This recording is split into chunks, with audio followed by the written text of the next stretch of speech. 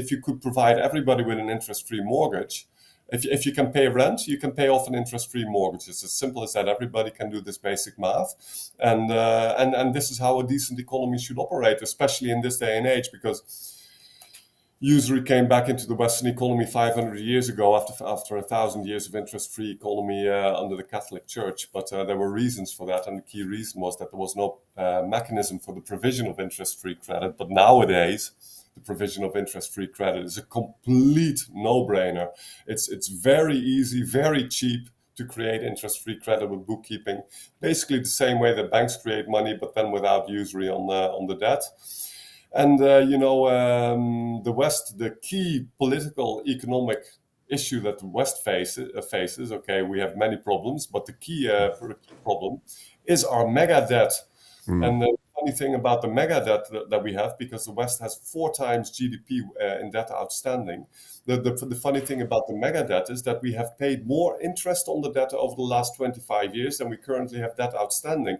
So the whole debt bubble is blown on the basis of usury. So usury is so incredibly important, and the only solution to loans with interest is loans without interest.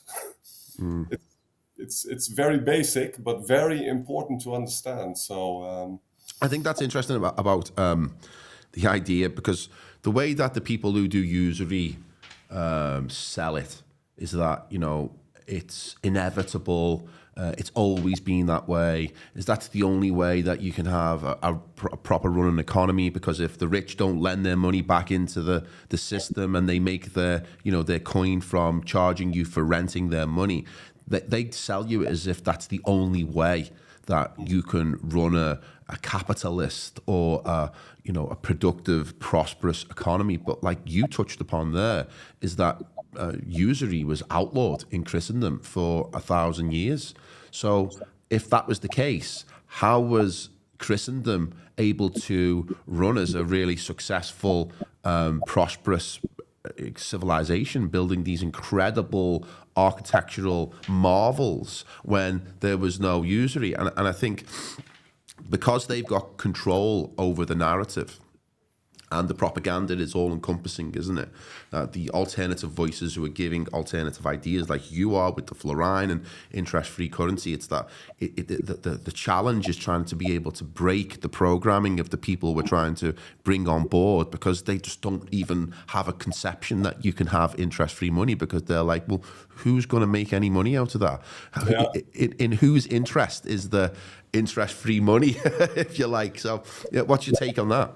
Yeah, let me get into that, because these are really key points. So, and there was an issue in the Catholic economy, and also in Islam, because Islam also failed to provide interest-free credit. And this is really very key, what I'm going to say now, Lawrence. But in the Catholic economy, there was interest-free. There was an interest-free economy, because usury was frowned upon heavily. So that was really a mortal sin, and you wouldn't get a Christian burial if you took usury, etc. But the result, and this was good that there was usury prohibition. But what was not good was that they did not provide a mechanism to provide interest-free credit. There was no solution.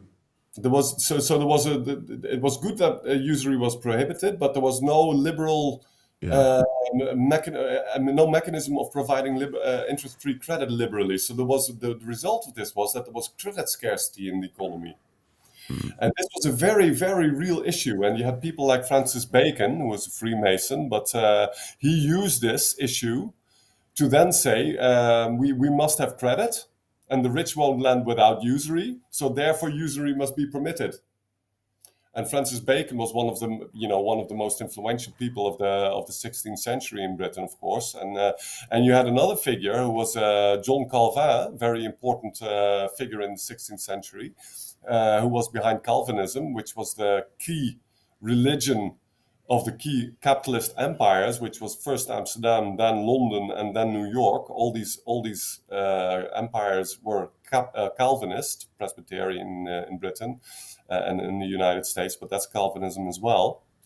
And Calvin, he managed to say that he did not consider usury forbidden among Christians, which So really, was he the one that was responsible for ending the prohibition that had been in Christendom for 900 years? Was it he broke the dam?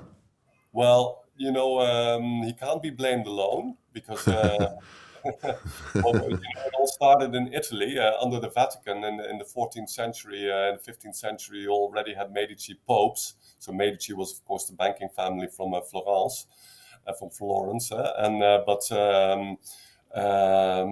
they were on the papacy. They captured the papacy in the 14th, 15th century, and they started undermining usury prohibition. And then in Italy, you had in those days you had a couple of very major banks, and banking is obviously the institution of usury.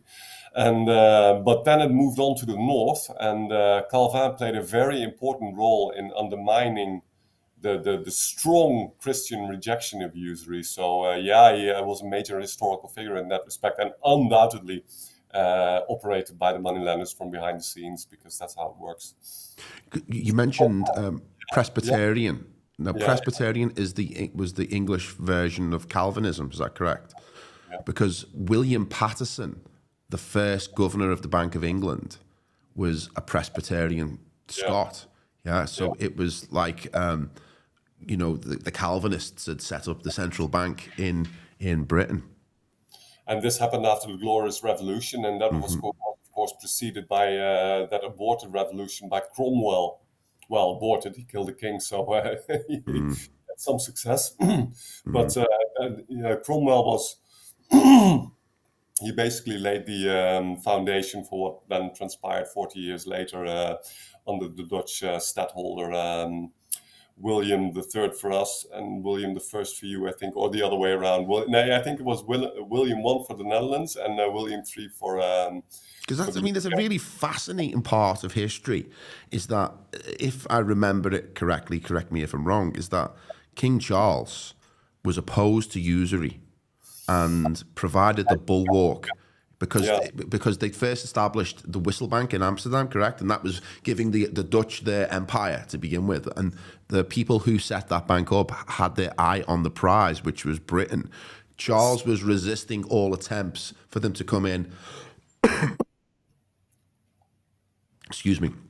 Charles was resisting all attempts to let them come in, and ultimately met his demise, which is the only time regicide has happened in England. And then not long after, 40 years later, they got what they wanted, and which was the charter for the Bank of England, and we've been in debt ever since. Yes, for sure. And the Cromwell was financed by the same people that were behind the Glorious Revolution, and a few years later, the founding of the Bank of England. But then, let me get back to this really crucial point about usury prohibition, because there was credit scarcity in the economy. And what happened next is that banking came back on the scene, because they won the money lenders. That's what happened. And then they started lending to businesses. And this was very important because these businesses could then invest and create more production. And that is what we have seen under capitalism, that production did indeed started to grow. Is that because of usury? Because of the credit. Yeah. And this allowed for investment. But what happened is that the added value of the investment ended up with those providing the capital instead of with those actually producing. Yeah, doing the work. A huge rise in productivity, but the productivity all ended in the pockets of the moneylenders, and this is so incredibly important. And then what should have been done, and which could have been done in those days already, if people had the awareness and the wherewithal to do it, is create interest-free credit, and this could have been achieved by pooling savings. This could have been achieved in this way, because you were asking who has interest in interest-free credit. Well, those paying usury. Those are the ones who have an interest in interest-free credit, because they're getting bled dry by usury.